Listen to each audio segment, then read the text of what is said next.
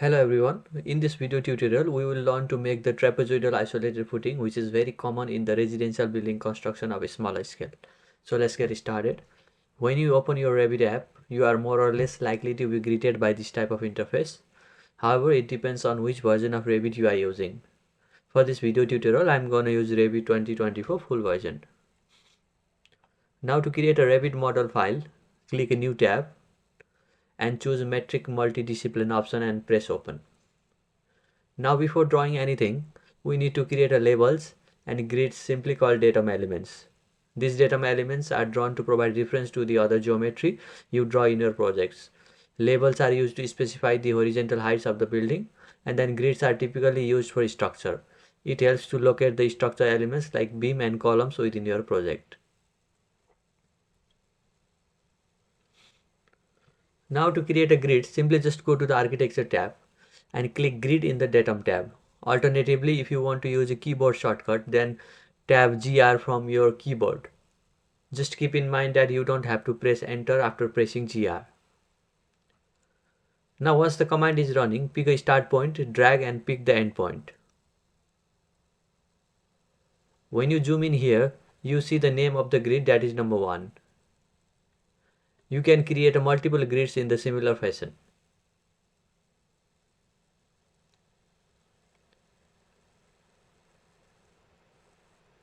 Now if I change the direction, then naming continues from where you left it. In this case, you can zoom in here and change the name to capital A.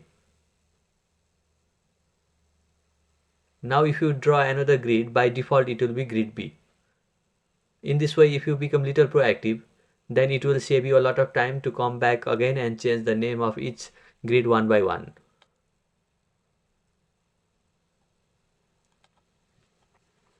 You have to work either in section or elevation view in order to create labels.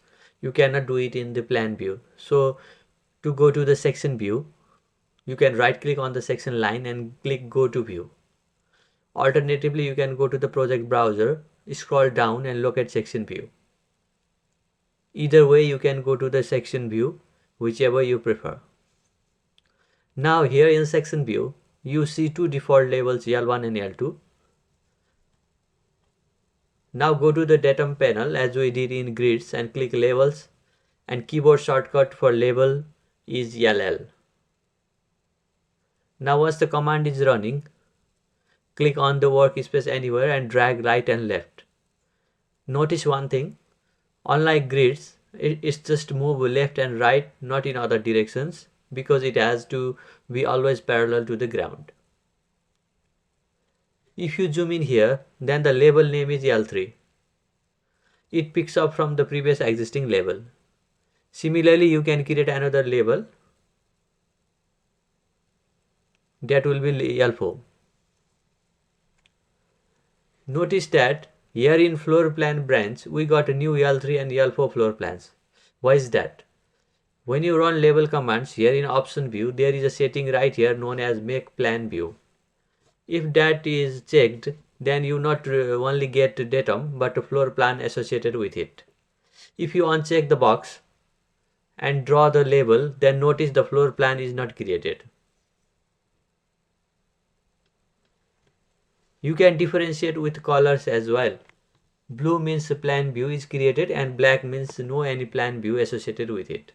This setting come in handy when you have to show the label but do not want the plan view in that label.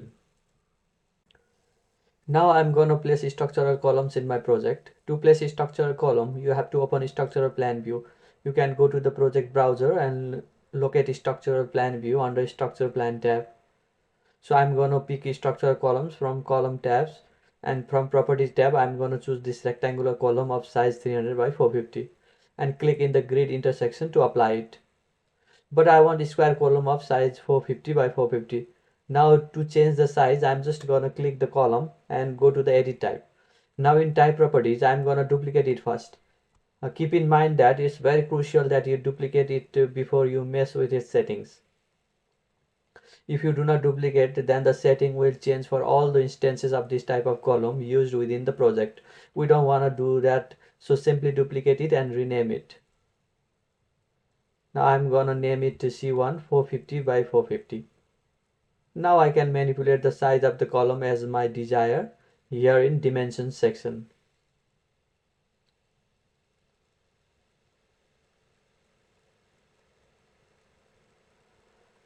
Now I can place it one by one in the intersection of grids, or to make things easier and faster, I can choose Add Grids tool.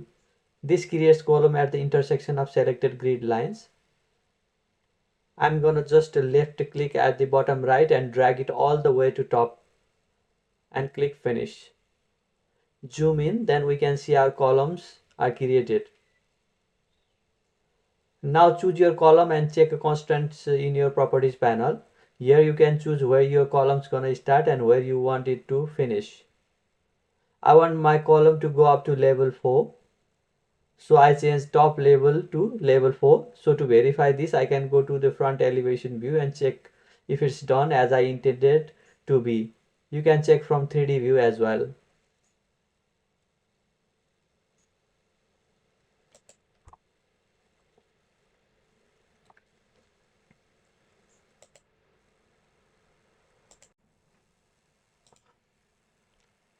Now to create a trapezoidal footing, we need to create a new family.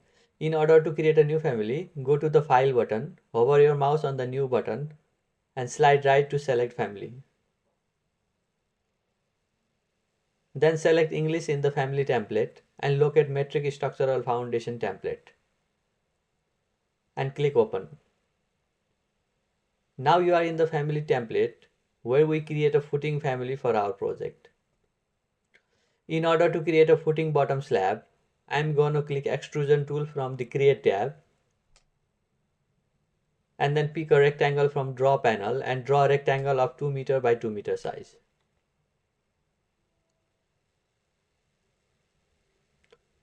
Once the rectangle is drawn, we need to align with the reference planes to keep the rectangle exactly at the center. For this purpose, I'm going to run Move command and align the rectangle at the center of the reference planes. Now I want my bottom slab thickness to be 350 mm. For this,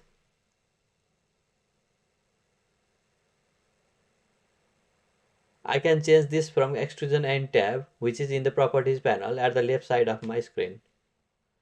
Once bottom slab is created, you can check clicking on 3D views.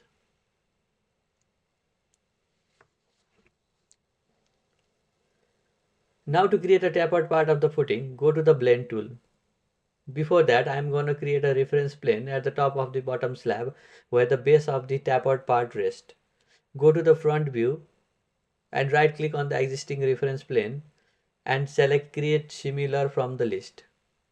Now once the reference plane command is running, then click on the top of the slab where we intended to base our tapered part of the footing and drag towards right.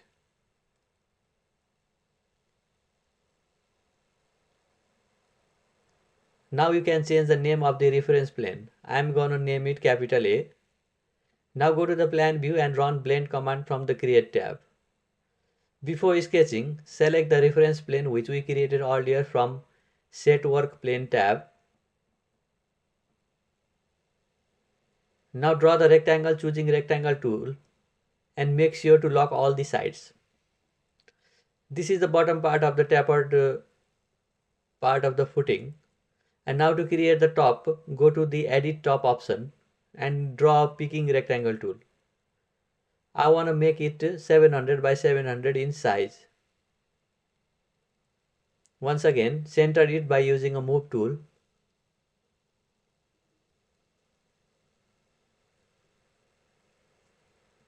Once it's precisely centered, click finish to get out of the sketch mode. Before proceeding, you have to lock two different components, that is base slab and upper tapered part.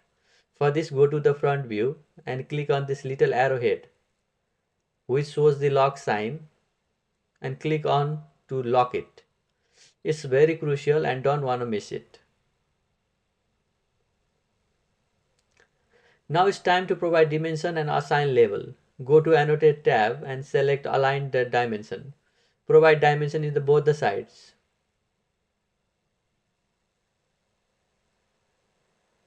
Once it's done, provide dimension from central reference plane as well. And click this equal sign EQ so that you can manipulate the size of footing equally in both the direction. Provide dimension for the top of the footing in the similar fashion.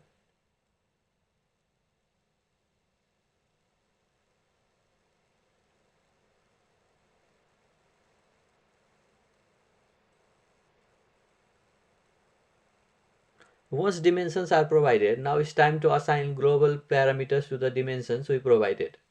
In order to assign parameters, select the dimension and choose the length option from the list in the label dimension tab. Similarly, select width for another side dimension. For the top, I am going to make a new parameters. For that, select length dimension and click create parameter icon at the right of label panel. Global parameter properties dialog box appears. So I am going to name it top length and click OK. I am going to repeat the same procedure again and create a new parameter for the width of top part. In this way, we can assign global parameters to our dimensions wherever required. Similarly, we have to assign label for the thickness of the footing as well. I am going to open front view and provide dimension first. I am going to provide foundation thickness dimension and bottom slab thickness dimension. Now time to assign parameters. Since thickness of foundation is available by default, so I am going to assign it. Now for the bottom slab thickness, I am going to select the dimension first and create a new parameter and name it bottom slab thickness and click OK.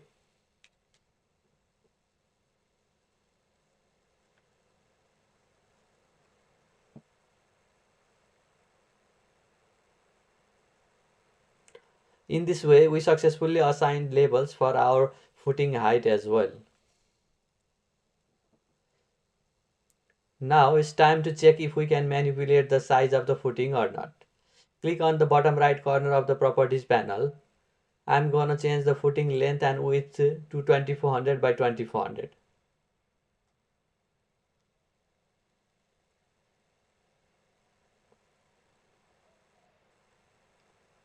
Once it's done, similarly I'm gonna change the footing top length and breadth to 800 by 800.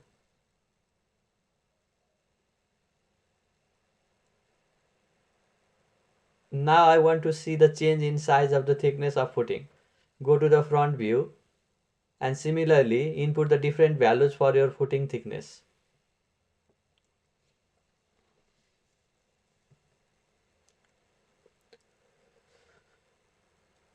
Once you are satisfied with the dimensions of your footing, it's time to load footing into the project. In order to load the family I just created, click on the Load into Project button at the Family Editor tab and click at the center of the column. Similarly, apply your footing to all the columns.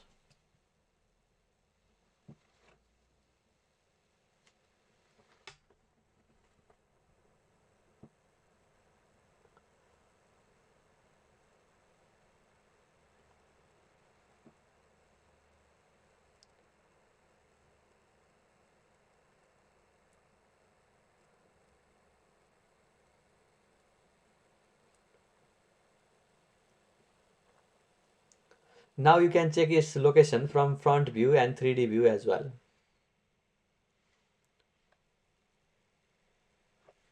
Now I am going to change the footing size and make different size for different column. I am going to click the footing and go to the edit properties. Now I am going to duplicate it and rename it F1 2400 by 2400. In this case, I am just changing the name which will appear in my tag category, but I will keep the dimension as it is. Once you are done, click apply and click finish.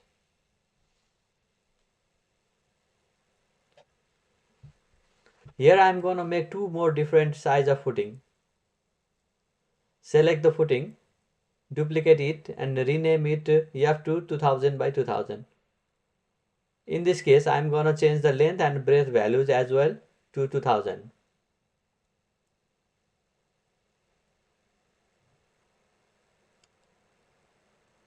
Once you are done, click apply and click finish. Again, repeat the procedure for next footing. Select the footing, duplicate it and rename it F3 1800 by 1800. And again change the length and breadth values as well to 1800.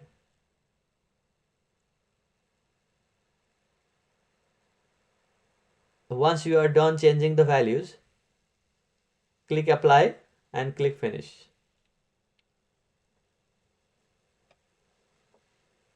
Now it's time to tag the footing. For this you have to go to the annotate tab and click tag by category tab.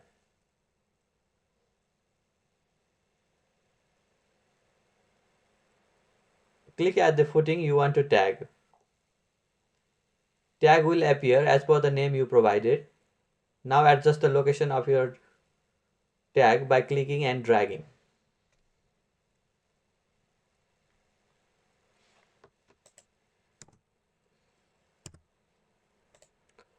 Once I'm done with tagging, I want to add some dimensions before finishing.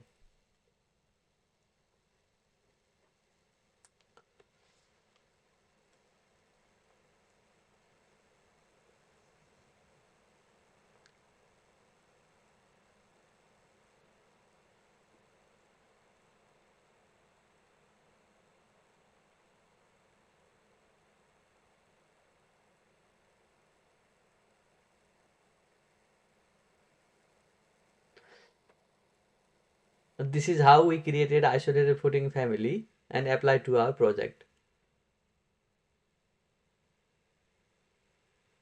I hope this video was beneficial for you. See you in the next lesson.